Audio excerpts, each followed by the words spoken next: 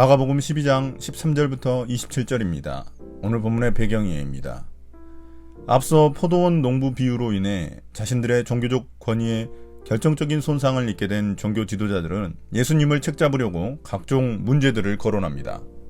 먼저 바리새파와 헤롯 당은 예수님께 백성들이 황제에게 세금을 바치는 게 옳으냐 옳지 않느냐의 문제를 질문합니다. 이 질문을 통해 예수님에게 정치적 프레임을 씌우려 하는 것입니다. 또 다른 논쟁은 사두개인들과 일어납니다. 사두개인들은 자신들이 믿지 않는 부활에 대한 질문으로 예수님을 어려움에 빠뜨리려 합니다. 12장 13절부터 17절입니다. 세금 논쟁. 그들은 말로 예수를 책잡으려고 바리새파 사람들과 헤롯 당원 가운데서 몇 사람을 예수께로 보냈다. 그들이 와서 예수께 말하였다. 선생님, 우리는 선생님이 진실한 분이시고 아무에게도 매이지 않는 분이심을 압니다. 선생님은 사람의 겉모습으로 판단하지 않으시고 하나님의 길을 참되게 가르치십니다. 그런데 황제에게 세금을 바치는 것이 옳습니까? 옳지 않습니까? 바쳐야 합니까? 바치지 말아야 합니까? 예수께서 그들의 속임수를 아시고 그들에게 말씀하셨다. 어찌하여 나를 시험하느냐? 데나리온 한 입을 가져다가 나에게 보여보아라. 그들이 그것을 가져오니 예수께서 그들에게 물으셨다.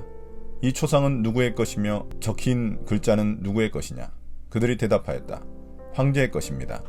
예수께서 그들에게 말씀하셨다. 황제의 것은 황제에게 돌려주고 하나님의 것은 하나님께 돌려드려라. 그들은 예수께 경탄하였다. 이제 종교 지도자들은 또다시 예수님을 책잡기 위해 세금 문제를 거론합니다. 당시 바리새파 사람들과 헤롯 당원들은 황제에게 바치는 세금에 대해 서로 다른 주장을 하였습니다. 바리새파 사람들은 황제에게 세금을 내면 안 된다는 입장이었고, 로마와 손잡은 헤롯 당원들은 세금을 내야 한다는 입장입니다. 이런 반대 입장을 가진 두 집단이 예수님을 죽이려고 야합한 것입니다. 그들은 먼저 자신들의 속셈을 숨긴 채 예수님께 애써 공손한 태도를 보입니다. 그러나 이런 속마음과 다른 그들의 아부성 발언들은 오히려 예수님이 어떤 분인지 잘 설명해주는 아이러니를 보여줍니다. 그들이 예수님께 세금에 대해 묻는 이유는 어떤 대답이든지 예수님을 함정에 빠뜨릴 수 있기 때문입니다. 만약 예수님이 세금을 내야 한다고 대답하시면 바리새인들과 백성들에게 지탄을 받게 될 것이고, 만약 세금을 내지 말라고 말씀하시면 로마 정부의 역적이 될 수 있습니다. 이에 예수님은 그들의 속셈을 아시고 왜 자신을 시험하느냐고 꾸짖으십니다. 예수님은 그들에게 세금을 내는 동전을 가져오라고 하셔서 거기에 적힌 문구와 초상이 누구를 가리키는지 물으십니다. 인두세로 알려진 이 세금은 피종복민들이 반드시 내야만 했습니다. 그런데 세금을 내는데 반대하는 바리새인들조차도 동전을 가지고 다닌 것입니다. 그 동전에는 신의 아들이라는 문구와 함께 로마 황제의 형상이 새겨져 있습니다. 이 동전을 가지고 다니는 것은 유대인들에게는 십계명을 어기는 우상 숭배에 해당합니다. 그럼에도 불구하고 그들은 이 동전을 가지고 다녔던 것입니다. 자신들의 말과 행동이 모순에 빠진 위선자임을 스스로 인정하는 꼴이 된 것입니다. 그래서 황제의 것은 황제에게 돌려주라고 말씀하십니다. 황제의 소유인 동전을 세금으로 낸다는 것은 그의 통치 아래 그의 권세에 복종하며 산다는 의미입니다. 또한 예수님은 하나님의 것은 하나님께 돌려드리라고 말씀하십니다. 모든 사람에게는 하나님의 형상이 새겨져 있다는 것을 의도하신 말씀입니다. 그렇다면 로마 동전이 의미하는 것과 같이 하나님께 속한 존재인 사람들 역시 하나님의 통치를 받는 것이 당연하다는 의미입니다. 하나님의 형상으로서 하나님의 통치를 받는 백성을 만들기 위해 예수님이 오신 것입니다. 예수님은 동전 하나로 그들의 함정을 벗어나시고 자신의 사역 목적까지 밝히신 것입니다. 이로써 예수님을 함정에 빠뜨리려던 그들의 계획은 수포로 돌아가고 말았습니다. 12장 18절부터 27절입니다. 부활 논쟁. 부활이 없다 하는 사두개인들이 예수께 와서 물어 이르되, 선생님이여, 모세가 우리에게 써주기를 어떤 사람의 형이 자식이 없이 아내를 두고 죽으면 그 동생이 그 아내를 취하여 형을 위하여 상속자를 세울지니라 하였나이다.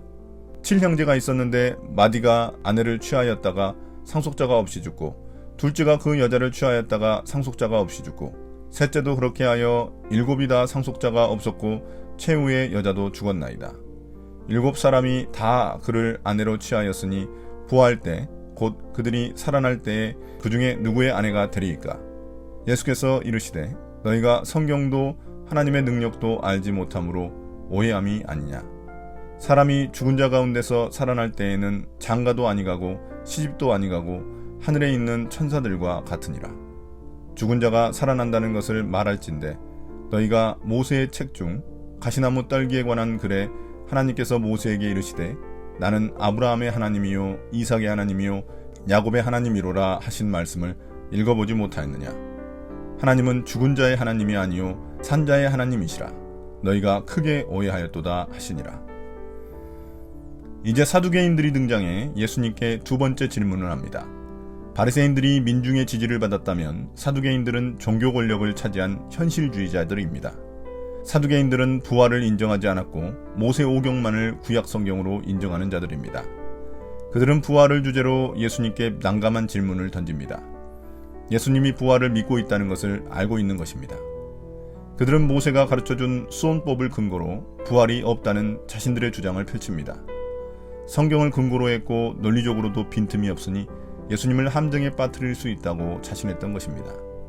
수온법이란 만일 누군가 자녀가 없이 죽으면 그의 동생이 형수와 결혼해 자기 형에게 후손을 있게 해주는 제도를 말합니다.